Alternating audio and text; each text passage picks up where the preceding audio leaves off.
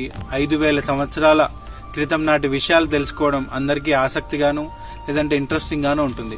వరంగల్కి సరిగ్గా 116 కిలోమీటర్ల దూరంలో గోదావరి నది పరివాహక ప్రాంతంలో తాడ్వాయి మండల కేంద్రానికి 14 కిలోమీటర్ల దూరంలో దామర్వాయి అనేటువంటి ఒక ఊర్లో సూరకొండయ్య గుట్ట అనే ఒక పేరుతోని ఒక చిన్న గుట్ట ఉంది. గుట్ట మీద క్రీస్తు పూర్వం 3000 నుంచి 6000 సంవత్సరాల కాలం నాటి 145 సమాధులు ఒకే ప్రాంతంలో ఉండడం అబ్బురపరిచే విషయం.